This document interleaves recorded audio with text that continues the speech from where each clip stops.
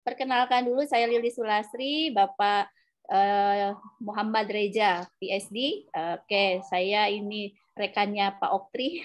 Oke, ya Pak Oktri, Pak Prof Oktri ini sampaikan katanya ini CV-nya Kang Reza tadi sudah dibacakan. Tidak apa-apa ya Pak, Bapaknya baru hadir, Kakangnya baru hadir. Langsung saja kita akan mendengarkan paparan dan informasi. Beliau adalah Direktur PT PLN Engineering. Wah, luar biasa. Pengalamannya tadi keren banget. Berjalan-jalan, berkeliling kemana-mana, mencari informasi, dan satu hal lagi, mungkin kita ada connected, ya, relate terkait dengan publikasi ilmiahnya yang keren banget. Banyak sekali, ratusan. Nah, mungkin kita bisa share di sini, dan keahlian beliau di bidang energi terbarukan, atau sekarang menduduki posisi sebagai direktur di PT PLN Engineering. Waktu dan tempat 20 menit dari sekarang, dipersilahkan untuk Pak Reza. Ya, terima kasih Bu Lilis. Assalamualaikum warahmatullahi wabarakatuh. Waalaikumsalam warahmatullahi wabarakatuh. Ya, pertama-tama hatur nuhun, ini Kang Oktri sudah mengundang. Meskipun waktu saya lihat judulnya, saya gentar juga ya, ini tentang halal dan terkait energi.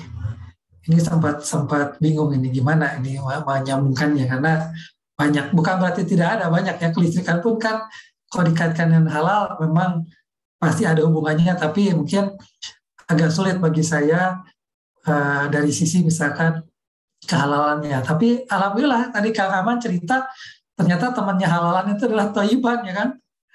Jadi baik tadi gitu. Nah, jadi saya dari situ saja, mungkin saya tidak membahas halal secara khusus, tetapi seperti apa sih listrik yang baik gitu, yang Thoyibnya ya gitu Kang ya.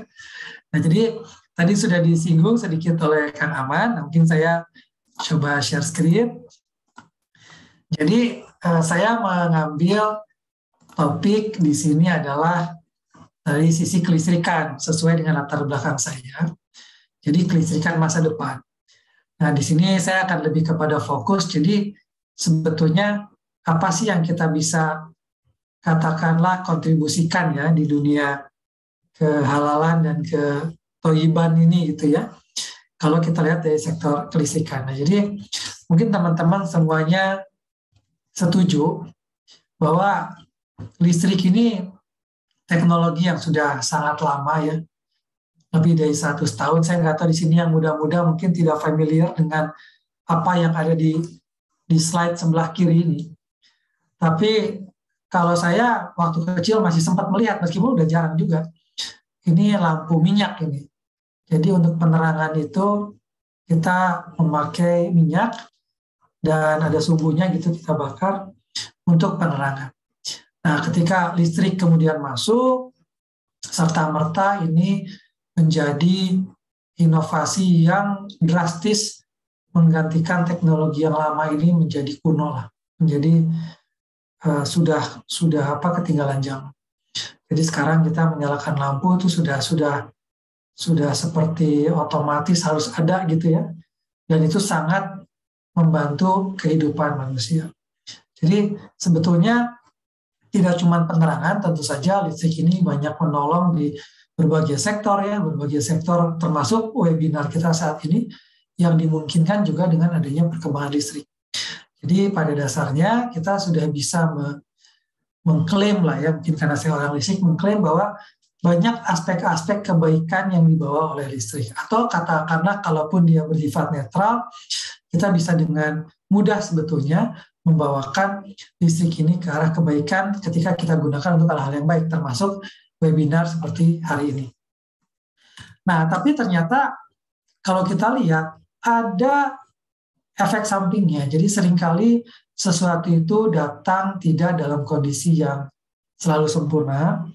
Jadi dalam 100 tahun perjalanannya ada sisi katakanlah dampak ya yang negatif yang mungkin timbul ketika kita kemudian ingin menggunakan energi listrik ini. Nah, diantaranya adalah dampak terhadap lingkungan yang biasanya dalam bentuk polusi ke udara, terutama ketika kita menggunakan beberapa jenis bahan bakar, batu bara misalnya yang memang banyak melepaskan karbon dioksida dalam proses pembangkitan listriknya ke udara. Nah, mungkin kita perlu kilas balik nih, karena ketika awal-awal listrik itu mulai dibangun, memang pertama belum terlalu banyak ya penggunaannya, dan bagaimanapun juga memang sumber-sumber energi seperti batu bara ini adalah sumber energi yang sebetulnya sangat efisien, kandungan energinya sangat tinggi. Jadi hanya dengan katakanlah 1 kilo bahan bakar batu bara gitu ya, itu kandungan energinya sangat tinggi sehingga bisa membangkitkan energi yang sebetulnya sangat sangat besar ya, sangat banyak gitu, dengan jumlah yang relatif sedikit, sehingga itu memudahkan transportasinya dan pembangkitannya. Tetapi tidak ada yang, ya selama kita di dunia tidak ada yang ideal 100%, ternyata ada dampaknya, yaitu dampak lingkungan. Dan ketika kemudian kebutuhan listrik itu menjadi semakin meluas, menjadi kebutuhan semakin banyak masyarakat dan kehidupannya, kemudian dampak lingkungan yang mungkin ketika pembangkit itu tidak terlalu banyak, tidak terlalu terasakan, kemudian menjadi sesuatu yang terasakan di kehidupan sehari-hari. Jadi ini misalkan foto-foto yang ini sebelum pandemi COVID ya, jadi foto ini diambil jauh sebelum pandemi COVID di RRT gitu di Tiongkok, dan sudah terlihat orang-orang sudah memakai masker. Kalau sekarang kita di sini mungkin memakai masker karena pandemi COVID, tapi sebetulnya sebelum pandemi COVID di beberapa kota besar di dunia masyarakat sudah menggunakan masker yang bukan untuk polusi. Nah, jadi di sini kemudian ada pemikiran di tingkat global, tingkat dunia, bahwa kita mesti bergerak ke arah energi pun yang lebih baik. Jadi di sini kita masuk bahwa ternyata di dunia energi pun, di dunia penggunaan energi listrik utamanya, orang juga berpikir, ini orang global ya, kita tidak bicara cuma hanya umat muslim, orang berpikir bahwa memang produk itu tidak cukup dengan ada, tetapi juga harus baik. Nah, jadi itu dijadikan tekad gitu ya dari tingkat global, termasuk Indonesia. Jadi di 2015 Presiden Indonesia Pak Jokowi sudah berkomitmen ya di level global bahwa penggunaan energi terbarukan di Indonesia itu akan ditargetkan mencapai 23%, artinya hampir seperempatnya itu dari energi baru terbarukan yang ramah lingkungan. Yang ini juga terus dilaksanakan ya, dan terakhir di bulan-bulan awal tahun ini 2022 Januari Februari 2022 step-stepnya itu terus mengarah ke sana, bahwa target 23% energi ini harus dicapai dan juga dipantau terus progresnya. Nah, sekarang kalau kita bicara Indonesia, usaha penyedia tenaga listrik ya, RUPTL atau kita sebut, itu yang terutama dikeluarkan oleh PLN sebagai penyelenggara listrik utama di Indonesia. Di tahun 2021-2030 itu untuk pertama kali porsi dari energi baru terbarukan itu menjadi dominan, artinya lebih dari 50%.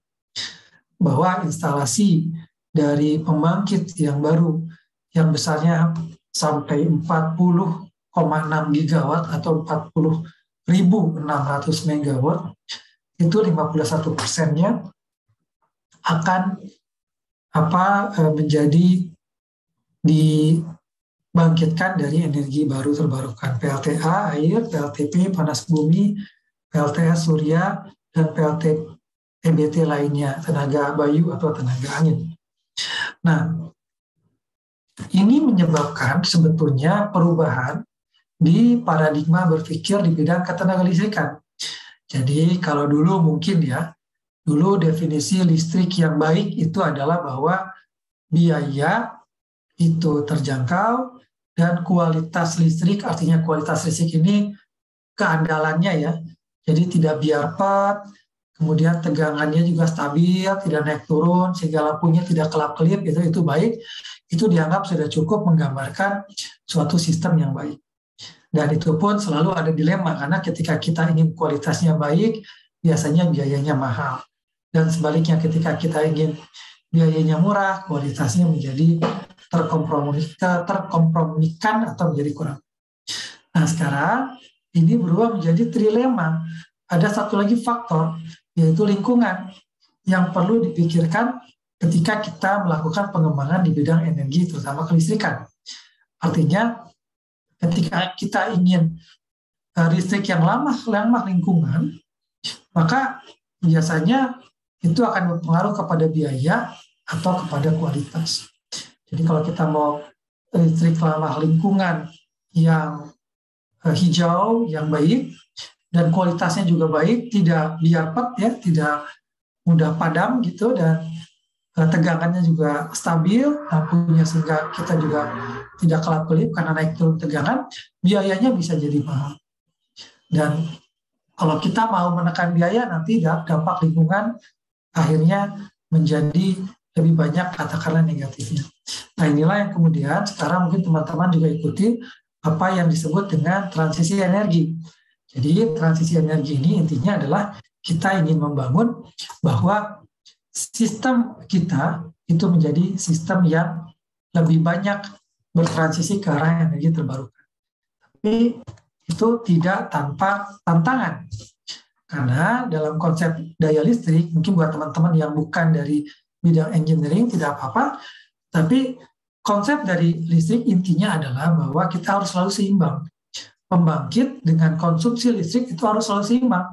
Ketika kita ingin menyalakan beban-beban listrik, pada saat itulah mesti ada di sisi lain yang membangkitkan listrik, yang mungkin terhubung dengan jaringan transmisi namanya atau distribusi yang menyalurkan listrik dari pembangkit itu kepada beban. Jadi harus selalu seimbang. Tidak bisa kita mau konsumsi listrik sementara tidak ada pembangkit yang beroperasi. Tidak bisa pembangkit beroperasi tidak ada bebannya. Itu harus selalu seimbang. Nah, ketika kita bicara Indonesia, transisi energi ini kemudian membawa kepada beberapa sumber energi yang termasuk ramah lingkungan. Misalkan pembangkit listrik tenaga air (PLTA) ini dikategorikan ramah lingkungan. Juga panas bumi, tenaga matahari, dan tenaga angin. Nah, ini untuk Indonesia, untuk PLTA, PLTP mungkin bukan teknologi yang baru ya. Karena kalau kita lihat misalnya PLTA itu sudah dari geothermal dan hydropower itu sudah di zaman Belanda, bahkan sudah ada pembangkit PLTA di Dago ya, di Dago Bengkok itu udah tahun 1920-an. Kamojang juga 1920-an sudah mulai diteliti dan mulai dikembangkan oleh pemerintah kolonial Belanda saat itu. Nah, untuk tenaga matahari, tenaga angin relatif lebih baru. Artinya apa? Artinya yang tidak baru itu tetap menjadi tantangan buat kita karena experience, pengalaman dari engineer muda sekarang itu sudah katakanlah sudah tidak terlalu familiar lagi dengan teknologi-teknologi itu yang dibangunnya sudah lama. Bahkan yang terbaru mungkin di tahun 80-an. Sementara pembangkit tenaga matahari dan angin ini relatif baru. Sehingga engineer muda kita belum mempunyai pengalaman atau pengetahuan di situ. Nah, tadi kita ingat bahwa di pengoperasian tenaga listrik harus selalu seimbang antara pembangkitnya dengan bebannya.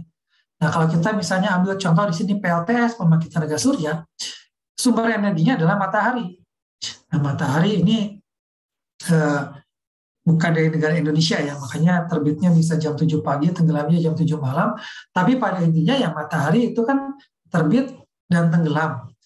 Maka artinya pembangkitan listriknya pun mengikuti kapan ada sinar matahari, yang mungkin puncaknya di sekitar jam 12 siang kalau di Indonesia. Ternyata itu pun tidak stabil karena masih ada awan yang lewat sehingga kadang-kadang tetap naik turun. Artinya apa? Artinya pembangkitan listriknya itu akan naik turun.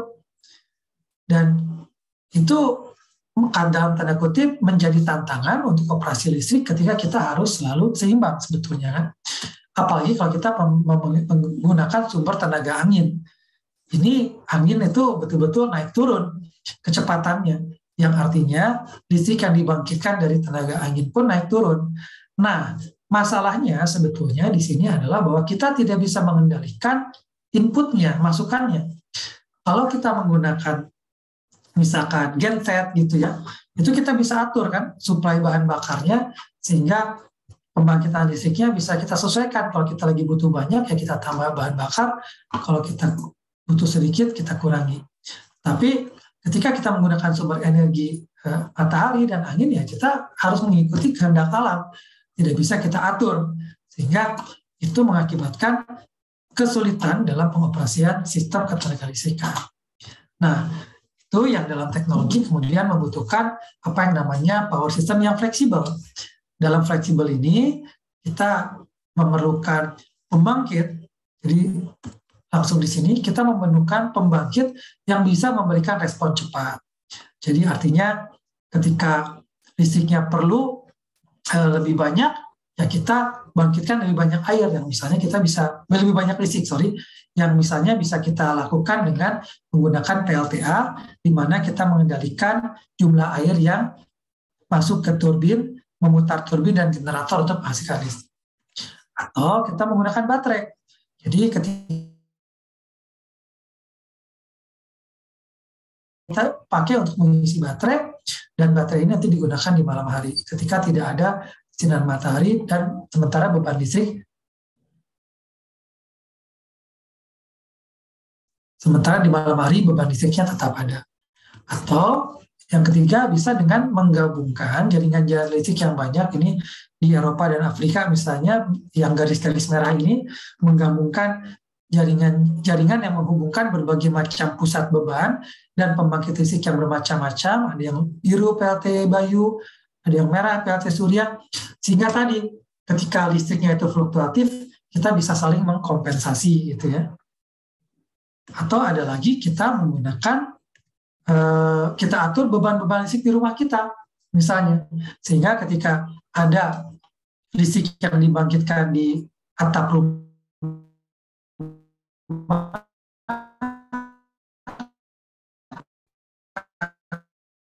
kita membangun PLT Surya, disitulah kita misalkan menyalakan listrik kita, bisa kita atur cara untuk kita bisa menyerap sebanyak-banyaknya energi baru terbarukan ke sistem listrikan kita.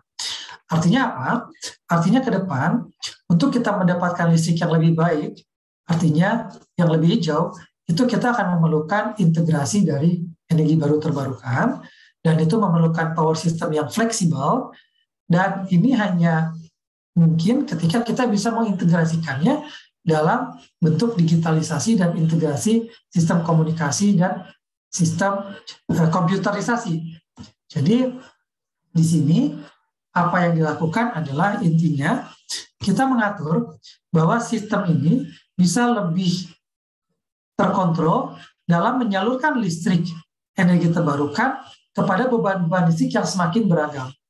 Nah, disinilah kita menjadi sistem itu lebih kompleks ketika kemudian yang dulunya listrik itu hanya mengalir dari satu pusat pembangkit besar ke rumah-rumah tangga dan ke industri atau komersial, sekarang menjadi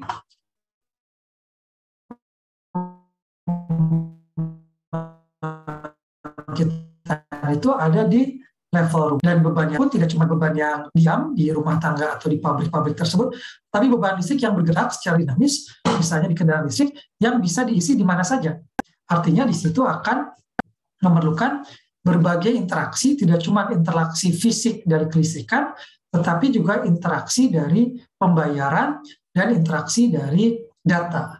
Nah, di sini sebetulnya semakin tinggi lagi tantangan kelistrikan kalau kita bicara di topik halalan toiban saat ini, bahwa itu tidak cuma dari segi fisiknya, tapi dari segi ekonominya. Jadi pembayarannya bagaimana, barulah di situ kita bicara akan ada berbagai aspek ekonomi yang saya pikir ini menjadi tantangan yang masih terbuka dari sisi ekonomi, termasuk dari sisi mungkin ekonomi syariah ya. Bagaimana ketika kita mengisi listrik di pelanggan lain, bagaimana pembayarannya ketika kita kemudian mengisi listrik dari energi yang lebih baik, seperti apa. Nah, Ini sebetulnya masih topik penelitian yang terbuka lebar. Jadi kami belum punya solusinya, dan mungkin teman-teman di akademisi kalau ingin meneliti tentang katakanlah dampak terkait supply chain halal atau di bidang listrik, ini sebetulnya bidang yang sangat terbuka lebar. Nah, kuncinya sebetulnya untuk bisa mengatasi ini adalah di sumber daya manusia. Karena di dunia, power system masa depan dengan renewable itu bukan hal yang ujug-ujug ya. Dia dimulai dari awal tahun 2000-an, 2006, 2011, 2020, mulainya mungkin di beberapa negara di Eropa, kemudian ke Uni Eropa, ke level global, dan sekarang bahkan sudah terimplementasikan.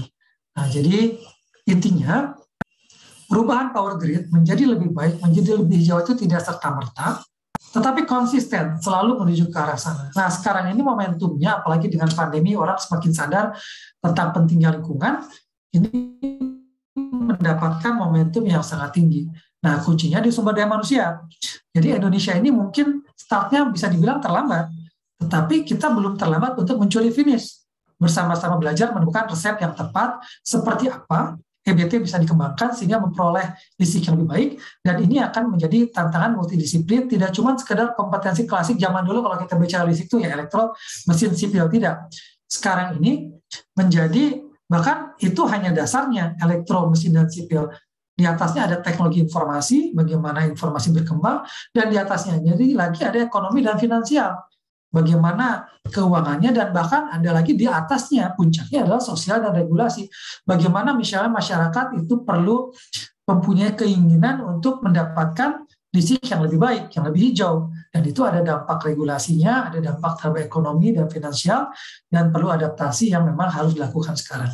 Ini pun topik yang masih terbuka, belum ada finalnya, dan mungkin teman-teman peneliti, silakan kalau mau meneliti, kami di industri pun sangat terbuka untuk berpartner melakukan penelitian ini dari segi multidisiplin, bahkan termasuk kalau bisa digali dari sisi aspek-aspek keislaman. Itu sangat tepat momentumnya. Jadi ini mungkin penutup dari saya. Terima kasih. Wassalamualaikum warahmatullahi wabarakatuh.